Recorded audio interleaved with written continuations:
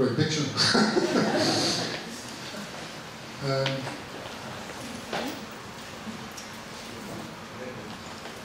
Oh yeah, here we are. Good morning, everybody. Yeah, today I'd like to talk about a book that just was published also in Italian this week. I think it's called, the original book is called Failed It, and in Italian it's called Che Sbaglio or something. Che Sbaglio, okay, sorry. But mainly where I want to talk about and where this whole book is about the fact that we live in a time at the moment where, I mean, as creatives and people working in the creative industry, there's yeah, a lot of perfection around us. I mean, the world is far from perfect at the moment, but in the tools that we use, our computers and also the 3D printers, the cameras on our phones and the navigation systems, everything works in a way perfect. And yeah, this kind of perfection, I think, is not very good starting point for new creativity. And I think that sometimes even that a mistake or an imperfection is in that sense a much nicer starting point. Yeah, I will take you through some things in the book also, and also in yeah, my fascinations and in work, and how I kind of yeah, also like to promote to make more of these mistakes also as a creative, and so I mean everybody makes mistakes on a daily basis, but that's not what I mean. It's more that I want to yeah, I quite like when you in the creative process really go towards a mistake and then embrace that and really go for that. Yeah, I think first of all it's quite nice to say that I think as a creative you have to be an idiot or you have to make an idiot out of yourself, at least once a day I say here, but I mean everybody, I mean a lot of people take themselves so fucking serious in the business, and I mean in a way creativity is also, yeah, you have to be sometimes a little bit of a professional clown, you know, like to yeah, like fool other people, to do things that are not really normal, and embrace that. I mean, in our case, it's maybe a good example. My partner and I, when we worked together in London in a company, that's how we started, and in that company were maybe 40 people working. And there was not such a good atmosphere at a certain moment, so my partner and I, we decided to both rent a chicken suit and came to work on that day in a chicken suit. And yeah, some people laughed, and but there were also some people who really didn't like it, and they were a bit offended in England.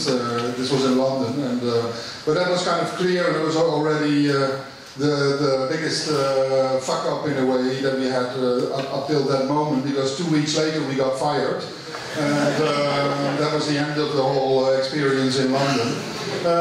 Yeah, like so we had to bring back the chicken suits, and that was the end of it.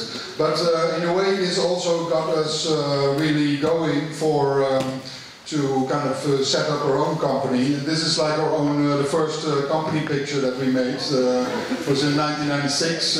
I'm standing on the left, if you don't recognize me anymore. Yeah, so we already from the beginning made kind of a fool out of ourselves. Also our logo is, I mean, we had to make a logo for ourselves, which is yeah, pretty difficult of course. So we just went to the first kind of metal store, and we found this kind of horseshoe, which is very nice, I think, and up till now that's still like our logo, and it's on our door, and that's the only signage that's on the building. Because we work in a church in Amsterdam, in an abandoned church. It's actually very good, because you can tell your mother that you go to church every day, and she's very happy about that. And so it's like one big open place where yeah, a lot of people. I mean, there's no doors in it, there's not a lot of internal phone calls, but it's like one open place where, I mean, you're quite close to God, which is also quite good for creativity. And yeah, like another thing I want to, what I would like to discuss is that I think also when you make creative work, I think that when nobody hates your work, there's also maybe not so many people who love it, because anything else in between is not really called creativity in a way. I think, I mean, there's a lot of middle-of-the-road stuff, so to make creative work, you also need to take some risks, and the risk is that some people hate your work. But I think this extreme is very important in your job. Maybe one nice example is that we did the theme for the city of Amsterdam, called I Amsterdam. But this was like a competition between 5 design companies, and so we went to the city council to have a briefing for this job. But on the way home, on the way back to the office, which was 5 minutes on the bike, we already had this idea of I Amsterdam. So back in the office, we thought, like, this is too obvious. Let's maybe check if this is already existing. So we did a check at a kind of a registration office, and this whole I Amsterdam was not registered yet. So on that same day that we had the idea and the briefing, we just registered I Amsterdam as a name, and so it was ours from that moment on, but we still had to do the presentation. So 2 weeks later we did the presentation, and it was like maybe 20 people in an office, in a meeting room, and yeah, like I did the presentation, and after it everybody was deadly silent. Everybody in the room, nobody said anything. So I asked one woman, like, is there something wrong, or what's happening? But then she said, like, yeah, it's very embarrassing, and we're very sorry, but the people that just went before you had exactly the same idea. And it turned out that in the end, 3 of the 5 parties that, or design agencies that had to come up with the idea, 3 of them had I Amsterdam as an idea. And but then I said, like, yeah, I'm very sorry also, because it's ours. I mean, we own the idea, so that was quite. They weren't really happy with that. But in the end, they tested it, and it went. Yeah, it was very turned out to be very popular. So they had to go with us. At the moment, in a way, it's a shame, because after registering this, we should have registered a lot of other options, of course, because nowadays I collect all these things that I sometimes see online, because a lot of people copy this stuff, because you have Wow Moscow, and which we didn't register, so yeah, that's a shame. But there's also like Only Lyon, which is also, and recently I found this one, which is called We Are Ramallah. You know, like, so that's a shame we didn't register those. So, yeah, some other works maybe from the beginning is that we worked for 6 years for Diesel, where we always use this kind of irony towards their target group. Here it was this idea that young people wanted to stay younger and younger constantly. And so we gave them all kinds of tips how you could stay younger. And so, for instance, by drinking urine. I wouldn't advise it at this moment of the day, but sometimes it can help. Another thing is like the very simple ad for Vitra, the Eames aluminium chair, guaranteed to stay in the family. Very simple. And also we work for this company called Women Inc., which is a female platform run by women about female topics. In this case, it was a campaign about the fact that it turns out that women in their working life, in their whole working life, still earn 300,000 euro less than men. So here we are showing these women that are looking for their 300,000 euro, and they are totally lost because they can't find it. Another campaign we did, which was quite nice to do for the Standard Hotel. It's like 5 hotels they have in America. And here I lived with a photographer for 3 or 4 weeks in those hotels, and we're trying to kind of recreate or make all kinds of sceneries that were anything but standard. And yeah, so for instance, sometimes I saw like on the top of this escalator there's a ping pong bar, so I saw one ping pong ball trying to get down, but the escalator constantly took it up again, so we did it with a lot of balls. And also this one, the Jesus, I mean, we saw this guy exactly like this walking in front of the hotel, so we asked him to stand in the water. We just put like 2 chairs there from the swimming pool in the swimming pool, and yeah, he was standing on this. The next one is a film for a radio station, and I just would like to show this because also I think it's good to say that, I mean, I work maybe 20 or 25 years in advertising and design, but I also really hate advertising. I mean, every day, on a daily basis, I hate that, especially because the stuff that you see around you, you know, like, I think a lot of people, anyway, many people hate advertising, so there's no, I'm not an exception in that sense.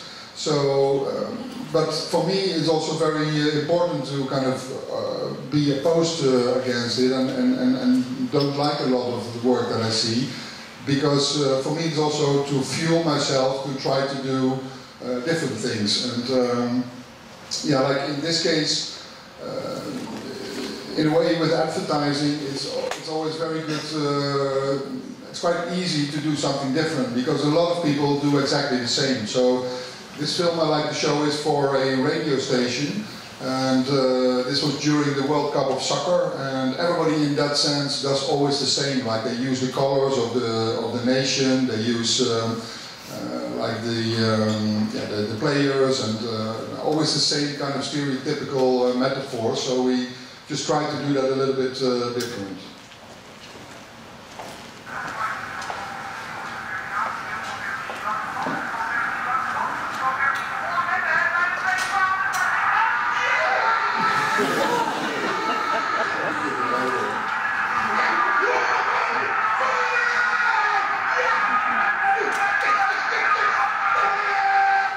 Yeah, so the animal rights organization, they were not very happy with this film, because actually they wrote us a letter, and they said like that they were really pissed off, and they said like, listen, you have to make a film, another film, to show that the dog is still alive, because we can't accept this. And so for us it was like really nice, of course, when somebody really tells you that you have to do something, of course you do it then. So so we made the next film, which the next event for this radio station was the Tour de France. So in the next film we brought the dog plus the owner back into the film again.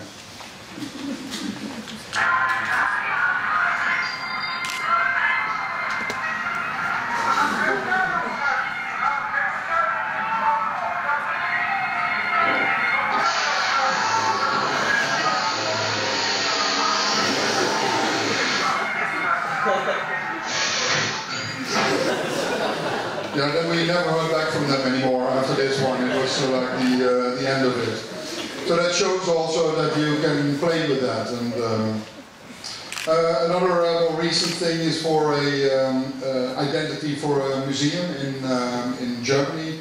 And here you also see that, for instance, with institutions and musea, like when they have their identity, mostly the museum itself is very a lot of things change in the museums, and there's a lot of spontaneous things, of course, but their identity is often very static and very kind of not funny or very boring sometimes. So for this museum we just tried to change that a little bit. We started with like a white canvas as a starting point, which we made graphic. And then the museum is called NEW Forum Düsseldorf, so there's a lot of these kind of canvases then. And then we constantly changed there was a set of typefaces where they constantly changed. So also online and on posters you would constantly see different appearances of the NEW Forum. But still it would look like the same, it would come from the same place. Also in and around the museum we try to work with this. So this was outside, where you see that maybe most people were smoking outside, or so this is like these tiles that they stand on, so it says like a place to dance here, or a hug zone, or in this case it says room for discussion. And in the museum itself we have all these white sweaters, but then they are totally mixed. So the security has the sweater of the director of the shop manager of the curator. So it's really a mix. And then in the museum we sometimes we have these appearances of certain text, and because it's very nice to also that the museum maybe talks back to you. And so here, this is like a bench where people can sit on when they want to look at something. So it says normal, different, better. Or this one says father, mother, child, animal friend. So you can decide where to sit. This one just says corner. So this is just pointing in the corner, and it says corner. Because it's quite good to know that there's also a corner in the museum. Yeah, this is the locker area, so it says mini bar, or here it says like bad mood, so you can lock up your bad mood. This is the wardrobe. It says like please no trousers, because you have to keep them on and, to visit the museum. And yeah, this is like a random masterpiece. There is this is at the entrance, so it says like umbrellas and donations. And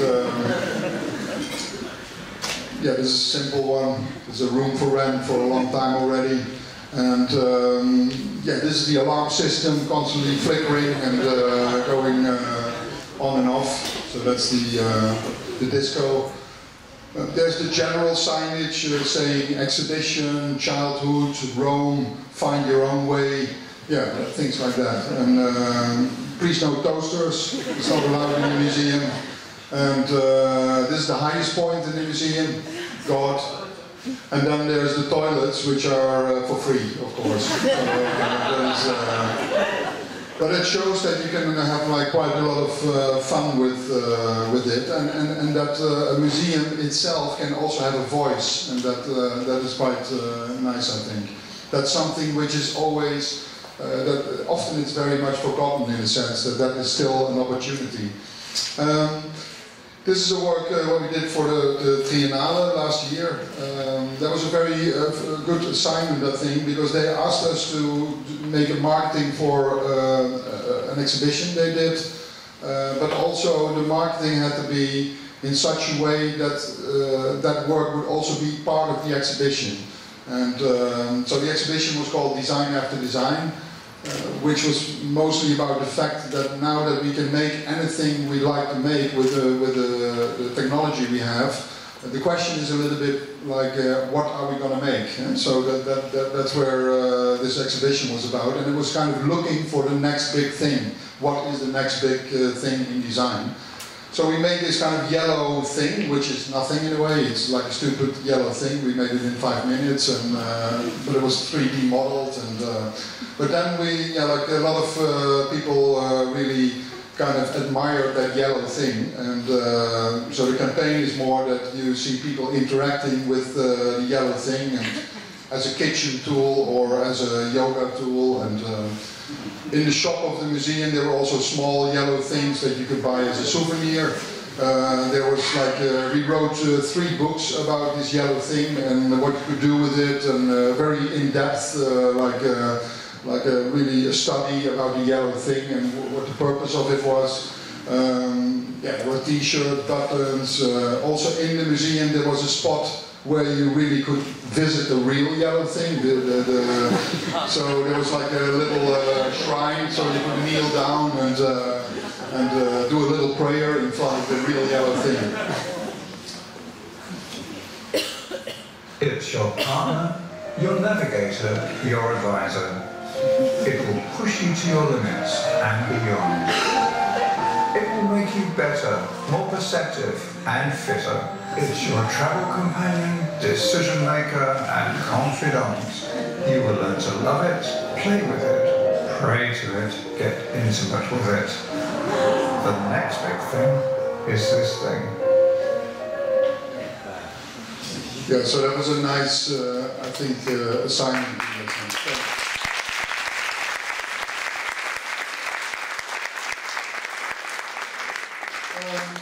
Yeah, the next thing is, I kind of like it that, I mean, when you make ideas and you have sometimes the idea that something is totally impossible, or that you think like, now I'm really, this is too strange, or it's, yeah, like not, I can't do it like this. That is actually a very good place to be in. I mean, I think you should celebrate that or embrace that when you are, I mean, when I look for myself, the best ideas I made, I was really afraid of them when I saw like, or I got really scared of my own ideas, and that is actually, those are the best things I ever did. And so that is always a good thing. Maybe a nice example of this is a hotel that we work for in Amsterdam. And this is nice to tell because it was also actually when we started in 1996, when we were wearing those suits. This was the first client that actually called us, so it's kind of a special client in that sense. So it's like a budget hotel in the center of Amsterdam, and they have 500 beds, and they called us and they said, like, listen, you have to help us because we get really sick of complaints that there are, and we just want to get rid of all the complaints. Can you help us? So the next day I went there, and it's like it was bizarre because it was like the biggest shithole I saw in my life. Like really, it was. I got totally surprised by that. And we thought like, okay, thank you very much, here comes our first client, you know, like, but we didn't want to give up immediately, so the guy in the hotel was actually very nice and really pushing to say like, listen, you need to help me. But in a way, like, this is very impossible, this job, because anything you would do to advertise the hotel would be a total lie, of course. And so in the end, we found like a kind of a strategy. And we thought like maybe honesty is their only luxury they have, and that was the only idea we had in a way. And from that phrase, that honesty is their only luxury, we started to work, and we still today we still work with them. So in the beginning we made like these posters saying now a bed in every room, because it's very true, you know, like there's no lying. It's a real very good offer. Or I mean, now even more rooms without a window. Of course, there's a door in every room in the hotel. That's kind of a luxury and very honest. And there's also a lot of dog shit in the main entrance, because in Amsterdam the dog shit, you get really sick of it, but there's especially a lot of it in their main entrance. So also in the hotel itself, when you check in, there was this kind of A3 cardboard card that was lying on your bed. So this is the bed, very bad bed, and, but they still look the same today, these beds. But there was this A3 cardboard card on the bed, so when you had like scissors on you, you can like cut all these kind of luxury items from the card, and then pimp your room a little bit and make it look a bit more bearable than normal. Yeah, so this was already working quite well, because when we started for that, they had like 60,000 overnights, and we saw that growing without them spending a lot of money, but just with a lot of free publicity. They grew already over 1 year, like quite a lot of overnights. So the next campaign we made was kind of we were in a very good mood, so we thought like, let's do a very luxurious campaign. We just made a new logo, very techy, and so I kind of stole this 5-star hotel image and put a lot of stars on there, and then it says here like not included. So nothing in the image is really included in the Hansbrinker budget hotel.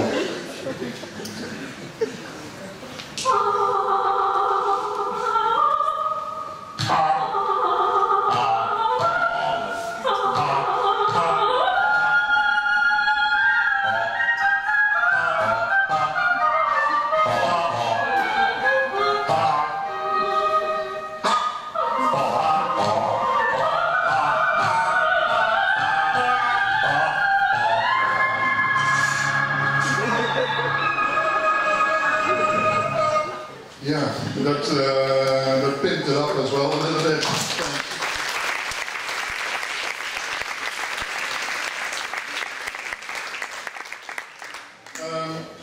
Yeah, another, I mean, so I can talk like a whole afternoon about campaigns that we did for them, because we worked 20 years for them now, but at a certain moment we thought also like, okay, we can't make it any worse than we did in the last campaign, so sometimes it's quite nice that the last campaign or the last work you make is an inspiration for the next one.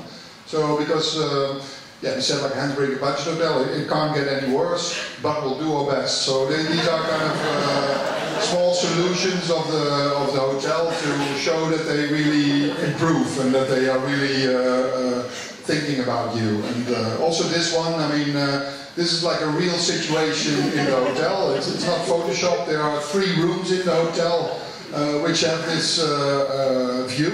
And so it's better to kind of close the curtain and to make the check-in less embarrassing, of course. And also this one, I mean, the image on the right here is still a little bit more promising than the image on the left. So that works quite good, I think. So I think a year after this, there were also kind of a lot of these boutique and design hotels popping up around the Handbrake Budget Hotel. So we thought like, okay, we also have unique design, so we don't need them, or you can also come here if you like design.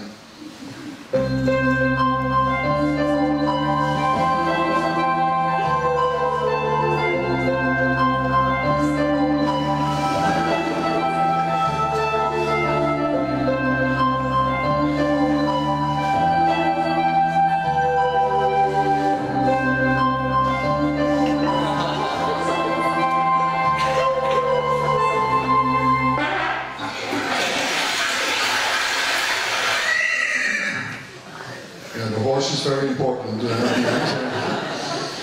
I never knew why I did that, but it was like, couldn't resist it. Another time, after working 15 years for them, we found out that there was actually something very positive about the hotel, because we found out that the hotel was accidentally eco-friendly. So, I mean, it was like a new genre, like, because there was an eco-towel in the room, and which was the curtain, of course, and there's an eco-elevator in the room, and even an eco-shower if you like it. And but sometimes these ideas also come from things that are already existing, because I was for many years very pissed off when I biked past the hotel often, that there are a big hotel sign that only the L was burning. And I mean, it's a disgrace, you know, it's a huge sign and then only the L is burning. So that was in a way inspiration for this accidentally eco-friendly campaign. Because on top here it says also like, it has this eco-fact saying like, our hotel sign uses only 20% of the energy of normal hotel signs. So, yeah, at the moment we started when they had 60,000 overnights, and at the moment they have more than 160,000 overnights. It's still the same dump, you know, like the hotel hasn't changed and they didn't rebuild. But the funny thing is that we didn't, you know, like the fact that we had to get rid of all the complaints, that didn't work out, because still there's a lot of people complaining, but funny enough, people are now complaining because they have been to the hotel, but they think it's not bad enough. You know, they had expected it much worse than it really was. So yeah, so this was a book that was made by an English publisher about the whole hotel and all the work that was there. The good thing is that I mean, now they opened also a second worst hotel in the world in Lisbon. So it becomes like, maybe after some time it becomes really this big chain of hotels, so these really bad hotels. And so the one in Lisbon is it's promoted also, yeah, then you see how they treat big groups there. And we present the hotel in Lisbon like this. We say like, same hotel, lots of new complaints, or same dubious service, slightly better weather, Handbrake Lisbon, and there's this. Handbrake Lisbon. Sit back and relax at our idyllic oasis.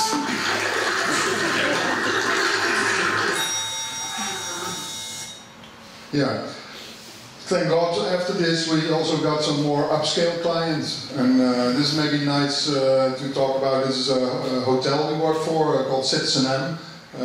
Here we worked really from the beginning, so we came up with the name, we did in a way everything, and the whole identity and a lot of things in the museum, or in the hotel.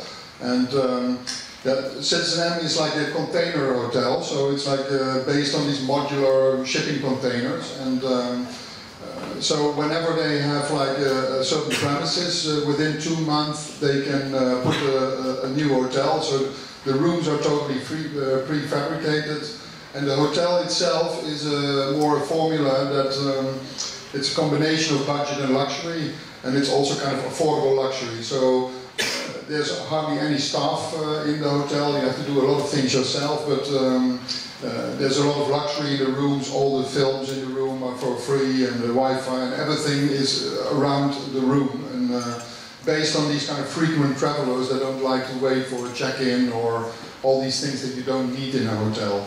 So yeah, so you have to check in yourself. We did all these templates, and also we made like an army of these mobile citizens that were used throughout their communication and also in the hotel. Yeah, this is like a simple bag which also combines budget and luxury. We did even the soap called Citizen AM and Citizen PM. Yeah, this one says like on this soap it says designed to turn even the longest haul traveler into a sparkling, clean and nice smelling human being again. And one of the strangest things was quite funny. They asked us to design their wake-up call, which is this one. 100, 99, 98, 97, 96, 95, 94. Yeah, it takes normally the whole lecture, but not today. Yeah, this was advertising for the hotel. Citizen M says, choose a hotel that's 400 meters from here and 1,000,000 miles from the Hilton. Yeah, here also, for instance, recently they also opened up in New York. So on Times Square, so we had this car driving around there saying, Citizen M says, luxury is free Wi-Fi and extra large beds, not a stupidly long car. And we had this guy walking up and down the Hilton just for PR purposes. Citizen M says, a 24-hour bar and free Wi-Fi beats a guy in a silly hat carrying your bags. And then the next thing is a film that we made also to promote that hotel on Times Square, but also to show that they really want to finish with all these kind of hotel cliches.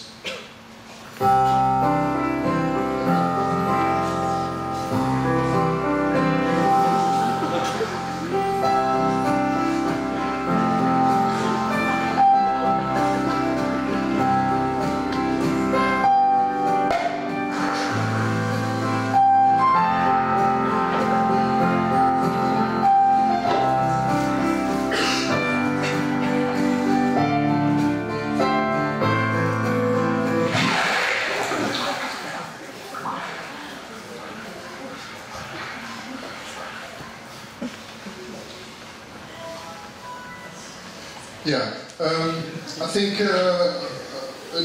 you know what nowadays is quite interesting. I mean, I don't know how you think about it, but I mean, many years ago, when you work in a certain profession, being a graphic designer or a photographer or an architect, you really have to stick with your own kind of discipline.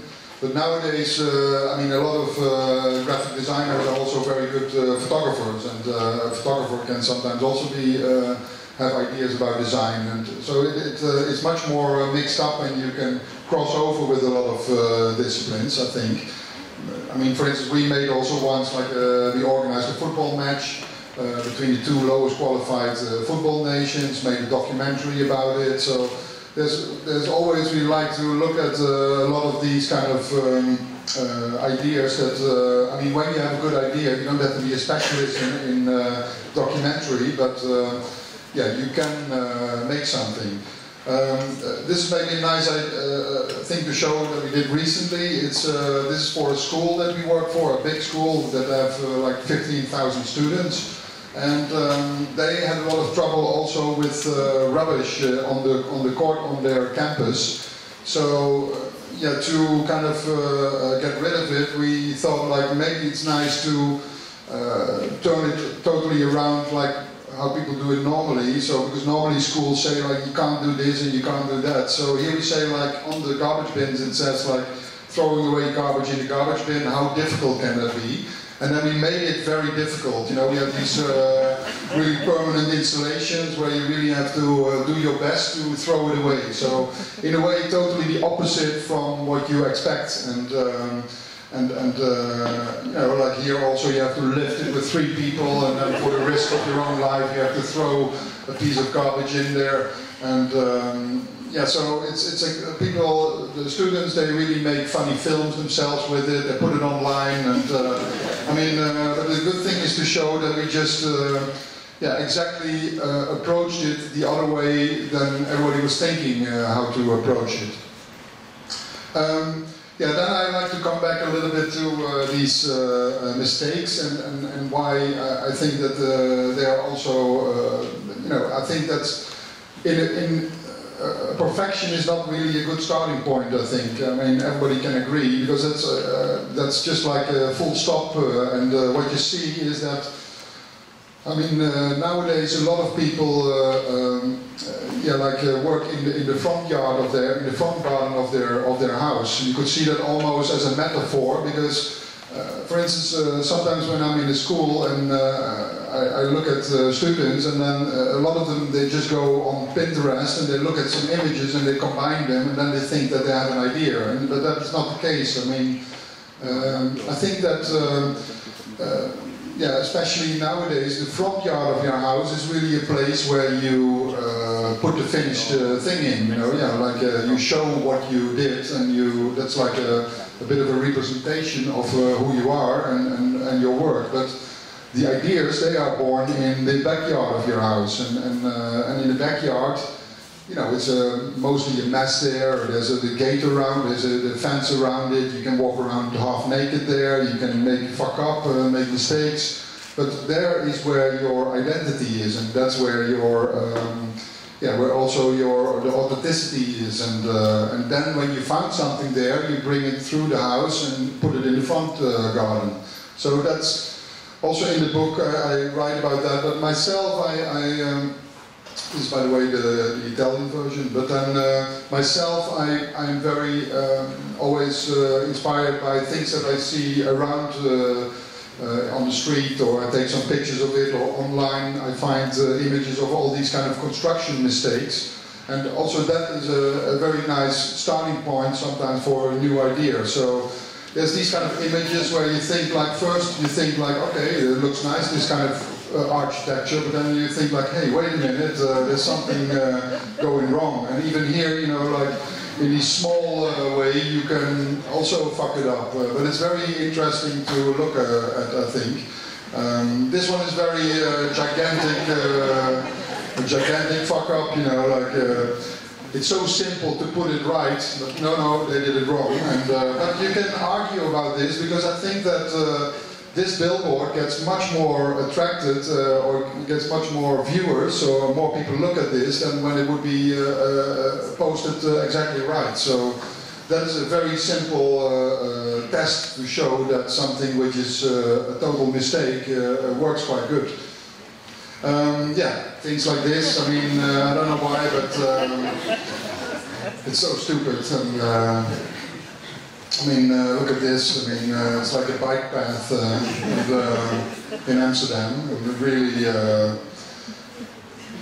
here as well, you know, like they promote to park your car there, but and I mean, there's also other cars next to it. But how can you park there? I mean, and in parkings, I mean, a lot of parkings are quite funny to look at. But then things like this, I mean. Okay, the next one is also, I think, one of my favorites also. It's like, I mean, some of us have children, but when you have children, sometimes you really hate them, you know, because it's a pain in the ass sometimes. But this designer of this kind of, the next slide, had really thought about that, because, I mean, here, there's the solution for everything, because you can just put your children in and you sweep it around, and the problem is gone. Huh? Like, some people already tried it here, because this is a little bit fucked up here, so... But yeah, I think it's a fantastic design. I mean, and that's also a little bit of a proof how you can use these kind of images as a starting point for a new idea. I mean, there is, yeah, this one also. It's in Amsterdam. There's in a graveyard in Amsterdam. I mean, this is really how they think about recycling your beloved ones in Amsterdam, and you have to bring them to the graveyard and then throw them in the gate here, and then. I mean, how can you put a garbage bin next to a grave like that? You know, unbelievable. This one also. I mean, there's a clear example here of how it should be done, but no, I fuck it up. Yeah, here. I mean, it's a supermarket with an imaginary floor. Then, I mean. The balcony, you know, like there's many fuck-ups in balconies. It's a very accessible balcony. And, I mean, one of the nicest things is toilets, you know, like, because there's many toilets where there's enormous fuck-ups. Mostly also at disabled toilets, because they don't want anybody in there for one reason or the other. They always block a disabled toilet. But in normal toilets, they often try to put as many people as possible in there. You go, look, there's hardly any privacy anymore. I mean, look at this. Or this one here. I mean, what a brilliant piece of design this is. I mean, can you believe it? There's sometimes also smart solution. Oh, this one, yeah. This is also, this is a disabled toilet. I mean, sometimes I sneak into these disabled toilets, you know, because the other toilets are full. But this one, if you are not disabled, you definitely are disabled when you leave the toilet. I mean, look at the distance. It's like ridiculous. Yeah, smart solutions to kind of open and close the door, you find. And then there's very small mistakes, because... but I know for sure, like, very soon this toilet is going to be a huge mess, you know, like... But it can be very simple, you know, to fuck up. The next one is definitely my favorite. It's a very beautiful piece of design, because it's almost like they thought of everything. So you can piss, you can wash your hands, you wash your dick. It's like really one ecosystem, and it's really circular. And they even put a little towel here to clean everything off. And I mean, when you fuck it up, you just... But look at this design. It's, I think, yeah, it wins a prize in my mind, I think. Ah, fuck. Okay, we go on to the next one. Yeah, like, as I said, like, sometimes when an idea is impossible, or... even when you think this is totally illogical, it's very helpful, I think, and good to go on with that. And some examples that are in the book, also this is also inspiration from other artists that I sometimes like, and where I surround myself with. First one is from an American guy called Kent Rogowski. I'm very jealous about this, because he found out, and he thought of the thing, that when you have these kind of photo puzzles, that they always have the same die cut, the same. So you can combine the puzzle of the flowers with the puzzle of the horses, and make this instant collage almost. And it's very smart, very simple. But he was the first one, and will be the last one who does this. And yeah, like very beautiful collages, I think. But totally wrong, of course. Another thing is more kind of serendipity. So these are kind of street photographers that I like. This is Matt Stewart. He is, yeah, maybe a lot of people have passed this kind of scenery, but yeah, he was the only one who kind of saw it and documented like this. And he does more things like that, where he really, yeah, I really enjoy looking at these. There's also a Dutch equivalent of Matt Stewart. It's called André Thijssen. He makes similar photographs. Also very beautiful, I think. You know, like this, it's so poetic almost, and very nice. This one. Then there's kind of errors in production.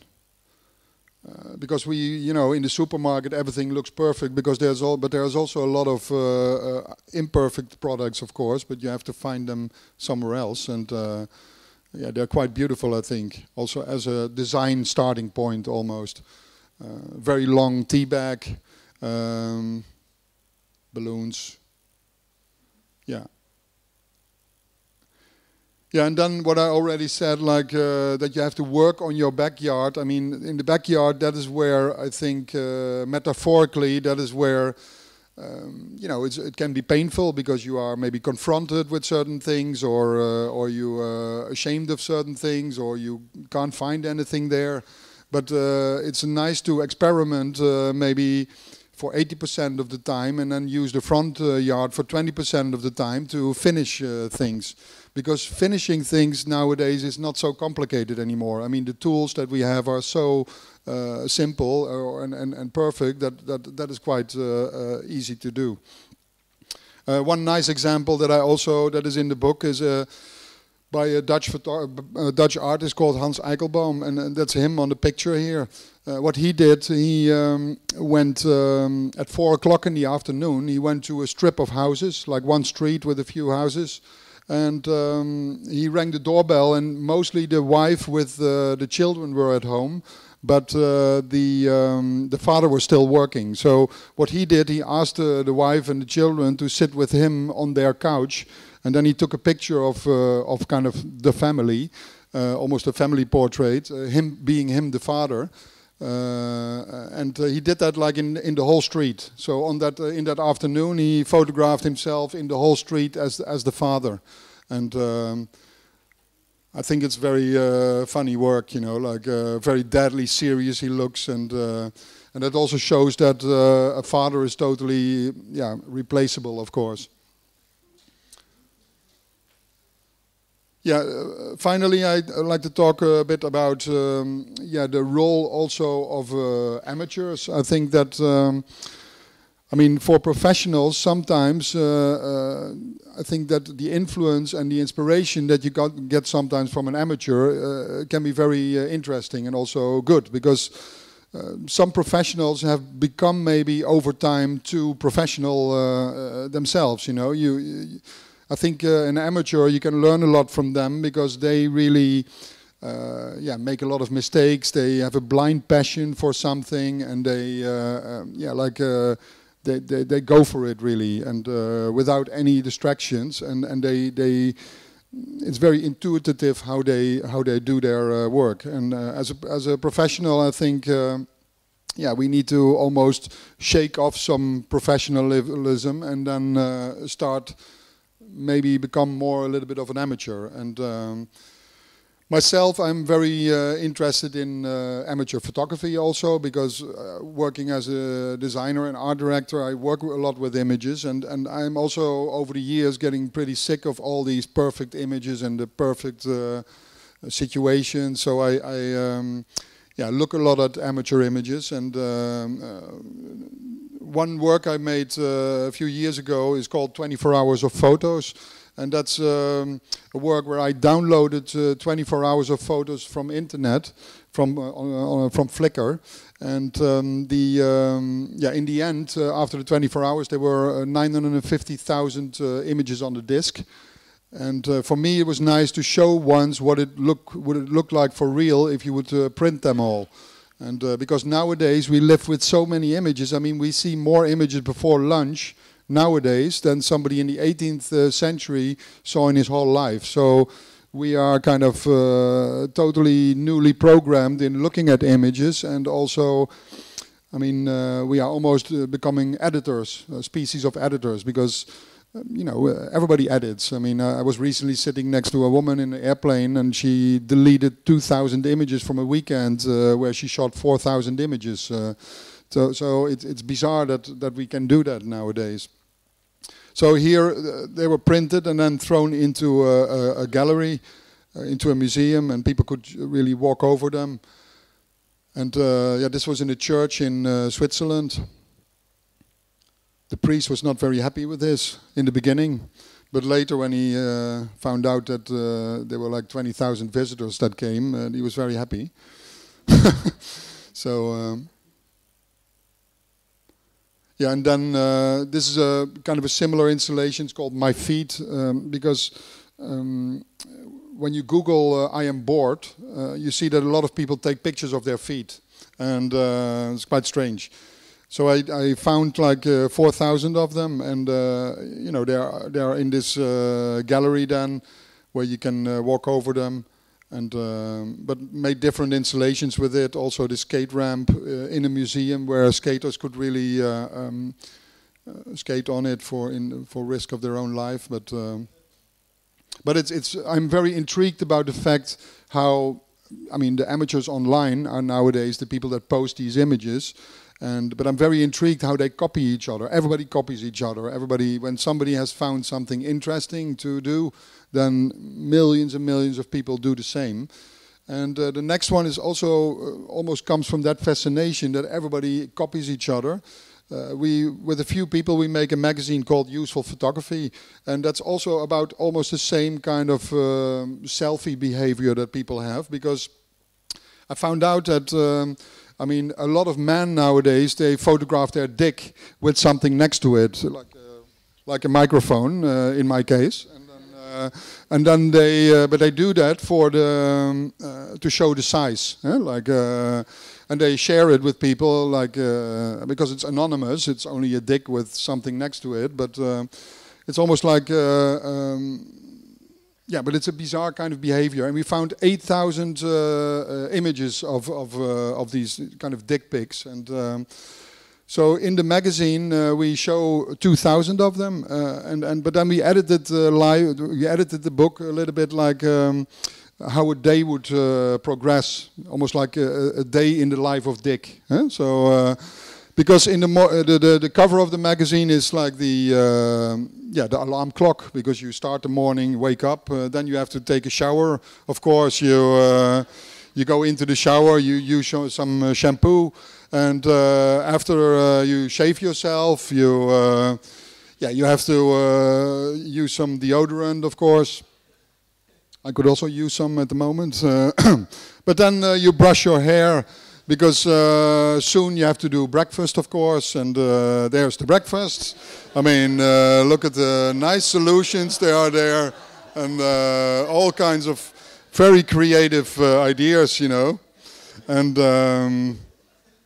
the cock, like here, the two cocks, and I mean, you can find a lot of very nice things in there.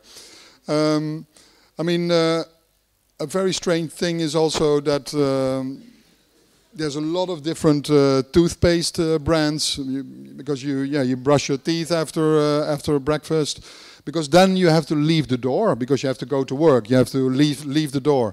So there are 18 pictures online of a dick leaving the door.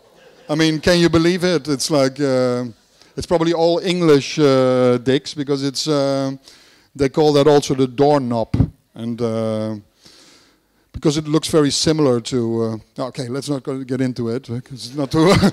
Okay, they go into the car, go to work, put a CD on, and then they arrive at work. I mean, some people still work on PC, other ones use Mac, and here we go. Yeah, and then you do a little bit of, of course you have lunch first at a certain moment. This is a very obvious one, of course. The sausage and the hot dog. And you have a cigarette break. You do a little bit of work, because soon you have to do some shopping, and you have to spend some money to do the shopping. Because we found a lot of pictures with 1 coin on a dick. So then in the magazine there's 1 coin. There's a double page with 2 coins, a double page with 3 coins, but then it goes on and on like that. And the most we found is like 28 coins on a dick. You know, like can you believe it? It's like it's a fantastic balancing act. Like I mean, then of course you have a little bit of a snack, a drink, yeah, and I don't know. Yeah, so then you have to go to the toilet. Sometimes, I mean, it's very unfortunate, but the paper is gone. But it's a great extension piece, you know, like to boost your ego. And yeah, there's of course the dinner then. After dinner there is like some entertainment, or you switch on the television. I mean, the remote control is a very popular item next to a dig. And these are the beer bottles and cans. I mean, we don't use them all in the magazine. We only do A, B, C, D, A to Z. Because there's so many of them. And yeah, and then it's kind of the end of the day. People want some privacy, of course. Yeah, you have sex, and then slowly you go to bed. You know, here there's already a sign that it's the end of the day. And yeah, then you take the teddy bear, go to bed. And then it's the end of the day and the light is switched off. So this is the back of the magazine. And okay. Jesus, I did it again.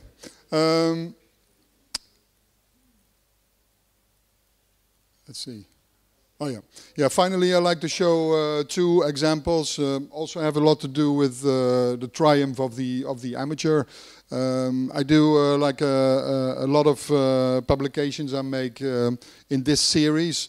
The book is called In Almost Every Picture. So all these 14 books have the same title. Not very smart, but then in the book there's always a series of photographs that I found of certain amateurs, and that without them knowing that they created like a very nice narrative or a very nice story. So I like to show two of them. First of all is this one. This is an album I found in New York on a flea market, and it's a family that is kind of fighting against one of the biggest mysteries in photography, and that's how to shoot my black dog. And this family fucked that up all their life. I mean, they were trying to photograph their beloved dog, but constantly they failed it, and constantly I mean, even outdoor they messed it up, and indoors, I mean, it looks like a black shadow almost, like a cutout. And here they decided to buy, can you believe it? They decided to buy a black sofa. It doesn't really help. And yeah, outdoor, you know, they thought like, let's put the dog in front of the shadow. But it didn't help either. But I mean, so in the album that I found, there was all of these pictures were there, but then I found like one picture where they were probably so frustrated about their act of photographing that they started to overexpose the images. And finally, yes, they made it. Finally, there was one image where yeah, they decided to totally fiddle on the camera and make it. So finally, we see a little bit of the character of the dog. Yeah, and then the next book I like to show is. I found these images on Flickr, and this is like Fred and Valerie. The photographer is Fred, and his model and his wife is called Valerie. And this shows also, I mean, a lot of men really like to photograph their wife and have their wife as a subject of their photography. Fred has that as well. I mean, they live in Florida in a place called Clearwater. And Fred really likes to photograph Valerie in the water. And yeah, like in the beginning, in the 80s, she had like a bathing suit on. But quite soon after, she was keeping her clothes on. And so Fred went with her to all kinds of places where there was water. And at a certain moment, she had to keep her long pants on, and they became a little bit wet. And but then it went more and more challenging, different locations, always wet, more wet, stranger situations, you know, like sometimes standing already half in the water. But for them, it's really their kind of wet clothes adventure, they call it. And because they like to go any moment of the day into the water. And yeah, for them, it's like a form of freedom. It's, of course, a total fetish. But then, I mean, Fred also goes with Valerie into a fountain in the morning or at night, and then he flashes the photograph. I mean, sometimes they're a bit frisky, a bit sexual, but okay. I mean, also when it rains for them, it's fantastic. I mean, they love it. The more rain, the better. They really go for it, and I mean, here they do the garden. I mean, look at this. It's a beautiful photograph. I mean, there's a lot of professional photographers who want to make a picture like this. I can guarantee you. Like. But they also, of course, they have a swimming pool in their backyard, and for the summer, for the winter, I mean, they constantly use it. It doesn't matter. I mean, it's always a bit awkward sometimes, but okay. But nowadays, also, Valerie takes everything in the water. I mean, she puts her makeup on, the jewelry, the purse, everything goes into the water, and. Yeah, this one I think is very beautiful. It's like a kind of a new Ophelia, and but it's a beautiful photograph. I think I think it's a monumental photograph, really. So then I made the book. Asked them if I could make the book, and they loved it, of course, because they love all the attention. And but then I printed the book on plastic paper. You have this kind of paper stock that is waterproof, and you can print offset on it. But I didn't tell them. I think I forgot. I didn't tell them because of course my dream was that that I would send the first book to Valerie, and that Fred and Valerie would take a picture with the book, with Valerie and the book in the water. So that would be a fantastic image, I thought. So I asked Fred if he could do that, and I said, like, I sent you the first copy of the book, take it in the water. But I forgot to mention that it was waterproof, of course, but that was okay. So I got this email back from Fred, and he said, like, hello, Erik, I have sent a dozen of photos from our afternoon book swim. I hope they meet what is needed for publicity photos. I have Photoshop touched them up for good presentations. I shot well over 100 views, and these are the best. Very professional email so far. We shot, the shoot went well. We were both in the mood. There was a light overcast as hoped for, with no harsh shadows. Valerie wanted to know if the book was really to go into the water. I said yes. Of course, he said yes. The book slipped down into the water a little bit at a time, Valerie taking it and herself in deeper as the photos progressed. Eventually, it was fully under. We enjoyed the tantalizing intrigue of it. Very sexual email. After the book sequence, we both swam with the book, looking again at each picture. The water was not seeming to have any effect on it. I must have enjoyed 2 hours in the water with it. Or we must have enjoyed 2 hours in the water with it. I rinsed it off in the house, dried off each page, and placed paper towels between each page. The book seems to have withstood the lengthy adventure just fine. Loved the whole business, Fred and Valerie. So these are the pictures that he sent, and I mean, they were really playing with the book in the water very happily, and this one was my favorite, so it was really like a fantastic image with the book, and so I used this to promote the book. And but then I thought, like, okay, this whole business with Fred and Valerie is over, but I got invited in Switzerland in a festival to show their images. So this was like the large canvas floating in the Lake of Geneva, 10 by 15 meters. And by the way, Fred and Valerie were also invited for the festival, but they couldn't come because they had another shoot going on, they told me. So, but then, I mean, Valerie was really in the town. You could see her like under bridges and really, and I even made like a fountain with their fountain pictures. So this was like an existing bassin, and which I put like very largely the fountain pictures in. And so I thought, like, okay, this is like the end of it. But then quite soon after, I I found an image online, because it turned out that this fashion company, Stella McCartney, they just ripped off the cover of the book, and they totally made a remake. You know, like exactly the same position, the handbag in the same hand, and so I sent this email to. I emailed this image to Fred and Valerie because I thought like maybe you want to take action, or maybe we, you know, because this is a total stealing his kind of photography. And then, I mean, that also sums it up for me, like why, yeah, like Fred and Valerie, they're both thinking like amateurs also, because they, in a way, they don't give a shit about that, but they are just passionate about what they do themselves, and they don't look left or right, they just go for it. And because Fred sent me the next email, he said like, we see the Stella photos. She does look a bit starched, not enjoying the adventure, he said. I mean, that was the most important thing for him, because sort of makes one wonder why she would be doing it to start with, she said. So, and then he concluded in the end by saying, I would hope she would get satisfaction in eventually taking the whole outfit under. Thank you very much.